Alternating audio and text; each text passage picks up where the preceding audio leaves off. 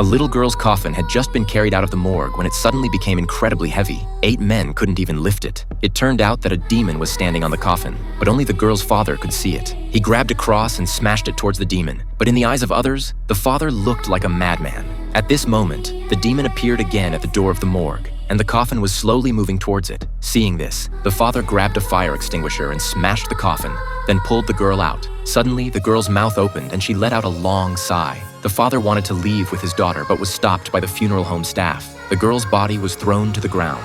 At this point, a young priest walked over. He covered the girl's eyes with a cloth and immediately began reciting an exorcism spell. The father, not knowing what the priest was doing, struggled free from restraint and kicked the priest. Suddenly, the girl's body slowly floated into the air, stunning everyone with this eerie scene. The priest, coming to his senses, continued reciting the exorcism spell. The demon reappeared, and with a casual wave of his hand, the girl plummeted towards the ground. The father stepped forward to catch his daughter, but her body instantly vanished. The source of all this strangeness began when the girl underwent a heart transplant surgery. Kelly had a congenital heart disease, and her father John personally performed the surgery, which was very successful. However, not long after, Kelly seemed to have completely changed. She not only beat up her classmates at school, but also nearly drowned her mother in the bathtub. Various strange things began to happen at home. John even brought in a priest, but to no avail. Kelly's health began to deteriorate, and within a few days, she stopped breathing. However, the bizarre events did not end with Kelly's death. Kelly's classmates came to mourn her.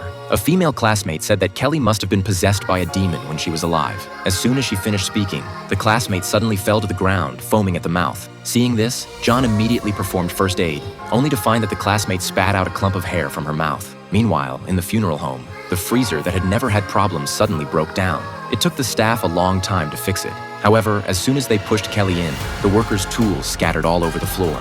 Just as the man was picking up his tools, he suddenly heard someone knocking on the freezer door. The man thought he was hearing things. Just as he turned to leave, there was an even louder knocking sound. Then the freezer door slowly opened, and Kelly's corpse was pulled out by a mysterious force. This is a Korean horror movie called The Closet.